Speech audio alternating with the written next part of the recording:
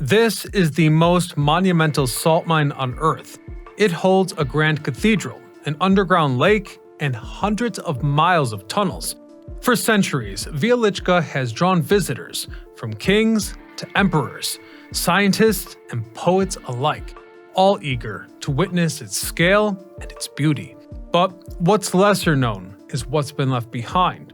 You see, in recent decades, miners and researchers have uncovered chapels, sculptures, and entire chambers that have basically been forgotten by history and sealed off from public view.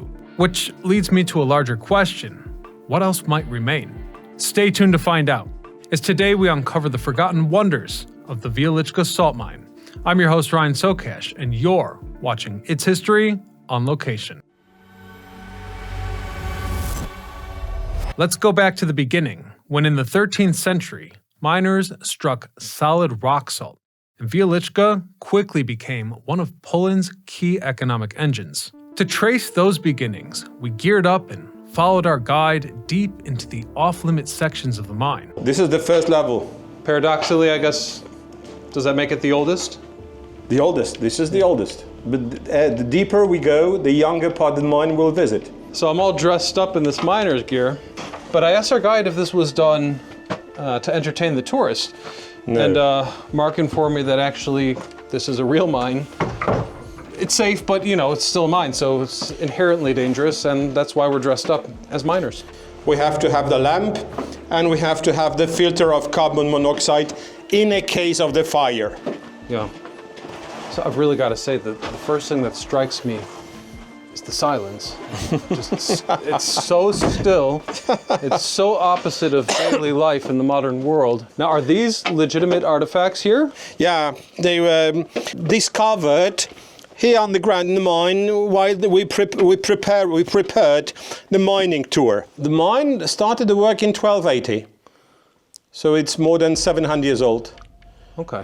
Tourism was started, public tourism, in 1795. Before that year, the mine was visited by, let's call them very important people, like empires, kings, dukes, princesses, famous writers, composers like, for example, Chopin, Goethe, empires like Franz Karl, Austrian Empire. He visited the mine twice. What was their intention visiting here? Was it fashionable or was it a business? It was, it was fashionable, of course, but it was very important place in the history of Poland first, because it was a source of the richness of Poland. Poland was a very rich country because of salt. Then this part of Poland, the south of Poland, began to be a part of Austrian Empire. That's why Austrian empires visited this place. It was still a very important place to them. Originally here there was a machine. Oh yeah, you can see the foundation of it. The shape of the chamber is like a circle because 8 horses walked around here. The huge wooden drum was in the middle of the chamber, between the floor and the ceiling. Now there is no machine because it was cut into pieces. 200 years ago, these pieces were used as wooden supports, somewhere in the mine, but we don't know where. The biggest parts they left, they are on the floor. These 2 big parts, they are brake shoes. 1 brake shoe and the 2nd brake shoe here. Were these horses running a pump or the elevator? The elevator. Was the purpose? That was the elevator, yes. Rotated by 8 horses, it could transport up or down about 3,000 pounds. It was everything, salt, water, wood, but also horses, workers, everything. Were the workers also coming up and down that elevator, or was it just strictly for cargo? No. In that time, because we are in the 17th century, workers were climbing up or they went down by ladders. Ladders only. What became of those ladders? Are they still here? Yes, but they are not used by visitors. But miners, from time, if they had to walk between just 2 levels only, it's faster to walk down by the ladder than to wait about 10-15 minutes for a lift. These tunnels, they were used to access places of mining or also to transport salt, which was mined somewhere. Salt was transported to the shaft. Was there any type of a rail system set up in here, or was Yes, yes, it was. Yes, it was. We'll see it. But these rails, they were put here exactly in 19th century. Before they were wooden rails. They were called benches, but they were connected not with iron, but with wooden. Wow. Yeah. As we descended deeper into the site, our guide took us to what was left of the very first shaft dug here. It's off limits to the public and almost never shown. We are still in a part which was done in 17th century. You can recognize original beams, props, by the white color, which is still on the wood. It's the calcium mixed with water, used as paint. It was a fire protection to these props, and white color reflected the light of oil lamps. That's why these beams, these props, they are white. That's really something to think about, honestly. How many hundreds of years are we talking about? We are on the part of the mine which was done in the first half of 17th century, so about 400 years old. 400 years About ago. 400 years old.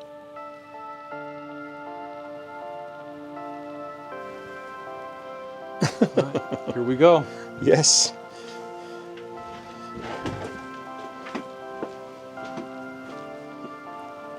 Let's go. Nobody is walking here. You can see that on the floor. Look at that. Cauliflowers. You can't find such places on the tourist route anywhere with such big cauliflowers. So if we were to wander miles away from here, underground, I guess it would be a little more like this than... Yeah. So this area is basically forbidden. I mean, no one really comes Absolutely. here. Even not so many guides, they visit this place. I love these works. It's an ancient composite. The material which consists of two materials, wood and salt. Oh. Why it was built in such way, just it had to be flexible. That's why these props in the middle, they get a possibility to salt bricks to move, to work. Okay. That's why they put wooden beams into it. And you see beams, how big they were used here.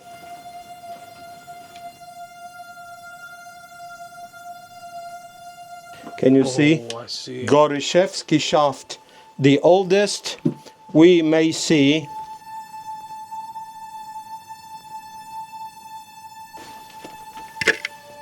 That this is just a wooden support of the oldest shaft, which was discovered here in the mine. When you consider the grandeur of the cathedral and all the monuments down here, to consider that this was the origin of it all, and no one comes here, clearly no one comes here. Absolutely This not. is beyond special. At first glance, there doesn't seem to be much, just a collapsed opening and the remnants of old timber work. But this is where it all started. Not just the mine, but something much bigger, tradition. Why does Wieliczka Salt Mine exist? Because salt was very expensive in the past, especially in the beginning of Middle Ages. And it was so rare in Europe especially. That's why people always wanted to find salt. So while they were discovered first the springs of salty water, they were so happy, but they produced more and more and more. Finally, salty water disappeared. So they started to dig down, they looked for salty water. And finally they discovered salt, and they were so happy, I think. When they started to excavate the mine, the first levels were about 15 meters under the ground. How long did it take for this to turn into a massive scale operation? To create one level, it took more or less 200 years. Then, second level, the third level, but they still work on the first. So up to the beginning of 19th century, the mine had only 3 levels. Then they dug deeper because there was no more salt. So totally the mine, to create the whole mine, the entire mine everywhere, it took more than 700 years. Can you tell me about the owners of this mine? It was always a royalty. Until Poland was a kingdom, it always belonged to kings of Poland. Then, because we lost our independence, the mine was was under the Austrian control. Finally, since 1918, we are again an independent country. It belongs to the government. So by the 17th century, mining was in full swing here. How far did the salt mine expand? I mean, how many miles of tunnel are down Totally, here? we have a little less than 200 miles of tunnels in total, about 3,000 chambers, maybe different sizes, not like big like this one, but also we have even bigger than this one. And everything is man-made by miners, by generations of miners. Miners did lots of shafts down in the area of the town. In the 17th century, the mine had 26 shafts between the miner's surface. 26, a lot of. Now we have 6 only. First, they looked for salt. So they dug down and they hoped that they discover salt. And this one was one of the first. Deep in a valley which is in the middle of the town. At this area now we have a bus station. So they dug down and they discovered salt. So it's really the shaft, which is from the end of 13th century, which was one of the first shafts we have still underground. It can't be seen outside on the surface. There is no sign, but we have the shaft on the first level. From this first shaft, chambers expanded in all directions, level by level, across the growing structure of the mine. And as the network developed, religious markers began to appear. Miners built shrines, carved figures, and left symbols of faith throughout their workings.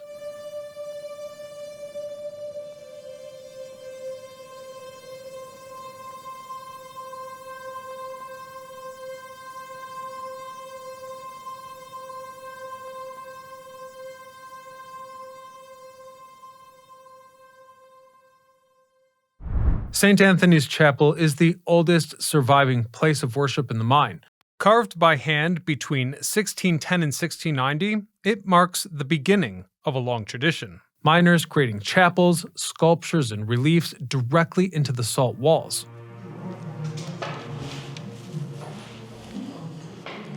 It's the first chapel which was built on this level. On the opposite side there is a date of the first Mass was celebrated here, 1698. Original miners went down by the shaft, which is here. Okay. They entered the chapel, they prayed, and then they came to the place of the work from here. The opposite situation was after the shift. They came to here, they prayed, they came to the area of the shaft and they started to climb up the surface. Okay. That was the system. So you might even look at these chapels as a function of the mine, to kind of bring good vibes so that the workers might go home safely. Exactly, you're right. Exactly. Was that something that the people upstairs were doing just to kind of appease the workers, or was it really believed that God is here? Yeah, it was rather the belief that the God is here on the ground. Over time, carvings became more refined. Icons, altars, even animals, like the dog whose nose is now missing from too many hands, were cut straight into the salt. This is the original, which was carved by miners in 17th century. The figure of our Polish king, Augustus the Strong. So after centuries of being exposed to the moisture, it was totally melted. There are some pictures. And this is the copy which was done out of salt by our miners they are carving now. It looks like how it looked originally when it was carved 400 years ago. Yeah. You may look at some other figures which are still being here, because originally the figure of the king was behind the pillar on that side of the presbytery. You may see other figures. There were angels. Can you recognize angels? Angels on both sides. The figure of Jesus without a head, without arms. Maria, St. Anthony, completely melted. Monks on both sides, melted completely. When was this created? The 17th century. 17th century, yeah. But I wonder, what is the fate here? Can this be saved? Should it be saved? Now it's okay. Now it's well preserved. We stopped the process of melting about more than 10 years ago, absolutely. So there is no danger, absolutely no. The chapel is okay. The only problem here is the moisture created by our visitors. Originally here, on the pulpit, there were carvings, reliefs of 4 evangelists. Now, you can't see faces, anything. Looks smooth. Yeah. If St. Anthony's Chapel is where the tradition began, then St. Kinga's is where it reached its peak. With artwork carved over decades by just 3 miners, this cathedral-sized chamber sits more than 100 meters below ground. Every surface, the walls, floors, altars, chandeliers, and so on, were shaped from salt. It's not just the largest chapel in the mine, but it's one of the largest underground religious spaces in the world. Before miners started to create this place, there were several different chapels on the ground. They were. Some of them, they are still down, but they are not open to visitors, they are out of the tour. But miners wanted, finally, to have real big church, to almost to the whole staff, which was in that time, to celebrate the 4th of December, which is a day of the patron saint of miners, St. Barbara, to celebrate the day of St. Kinga in July. They wanted to celebrate masses all together, not just one shift only, it's about 50, 60 people all together. And it functions to this very day. Absolutely, we have masses every Sunday morning, regularly. People, they are baptized even. You also have relics from Jerusalem down here. Yeah, relics, it should be in each active church, it should be. In Catholic Church. That's why we have 2 relics inside the chapel of St. Kinga. Very small bone from one finger of the patron saint of Kinga, which was taken, of course, there was a special permission of our Archbishop. It was taken from a tomb of Kinga in Stary Sącz, and it was put there. And the second, the drop of the blood of St. John Paul II, was a special gift from our Cardinal Stanisław Dziwisz to miners. I should probably point out that not every chamber in the mine was built for devotion. Some served practical needs, and others, like the underground lake, were unexpected altogether. Wieliczka's underground lake wasn't designed as a tourist attraction. It formed where water collected in abandoned chambers and absorbed salt from the surrounding rock. Its brine concentration makes the chamber stable, though the water itself is unusable. Over time, the space has been reinforced and beautifully illuminated. We should also note that in his 1958 book, The Wieliczka Salt Works, Alfons Długosz noted that the lake was open to tours even back then. For a time, visitors were said to have been taken across the chamber by boat, an unusual feature that was later discontinued to protect the integrity of the chamber. Though, in modern times, something unprecedented happened here. The lake we could see is famous because there was a first in the world underground sail on this lake. It was a kind of a dream of a Polish Olympic champion in sailing. His name was Mateusz Kuśnierewicz. He never sailed underground. He wanted to do underground sailing because he told about it in a Polish TV. We wanted to fulfill his dream. So we asked him to enter the mine. We prepared a huge ventilator below this wooden platform, which is in the chamber. We put a windsurfing board on the lake, and he had the sail. It was very short, about 2 minutes, but it was okay. It was put in the Guinness Book of World Records as the first underground sail in the world. The underground lake is part of the tourist route, but most of the mine isn't, and for good reason. Wieliczka holds over 180 miles of tunnel and more than 2,000 chambers. Tourists see just a few % of that. The rest includes everything from flooded shafts to collapsed corridors. Now, our guide took us down one such forbidden corridor. It ended at a narrow balcony overlooking a massive chamber deep below. There was a safety barrier, but even with it, the space is still too dangerous for ordinary visitation. This part is not open to visitors. 130 feet high. Also from 17th century, you may see signs of the work of digging salt. They separated here big blocks of salt manually, of course, manually, by pickaxes, hammers, wedges. So manual work. It took more than 70 years to create such chamber. 70 years. 3 generations of miners worked here to create this chamber. So if this chamber is unseen from this perspective and one of hundreds like it, makes me wonder, what else has been forgotten down here? So we are approaching Franz Karl chamber with a monument, which was carved in 1831 by miners out of salt to commemorate 2 visits of Franz Karl here underground. It's a former ballroom of the mine. That was a dance floor.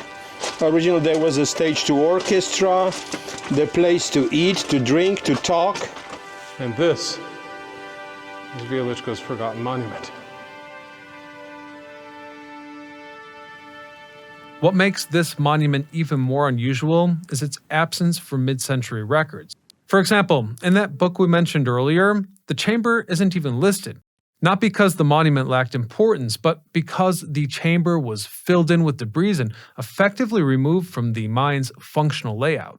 We decided to clean it, to get rid of these wastes, to prepare this tour, and finally we have original obelisk like it was carved 200 years ago.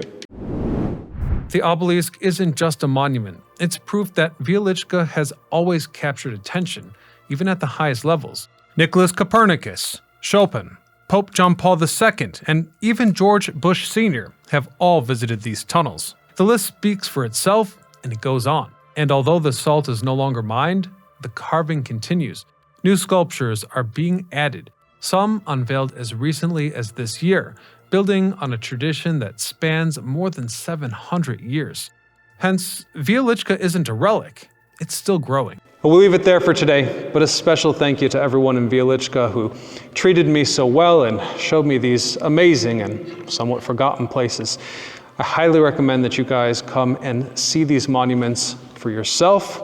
Otherwise, you can share this video with a friend so that they might also learn what is waiting for them in Poland, 330 feet below ground. Thank you all so much for watching. Hit that subscribe button. Otherwise, until next time, I'm Ryan Sokash, signing off.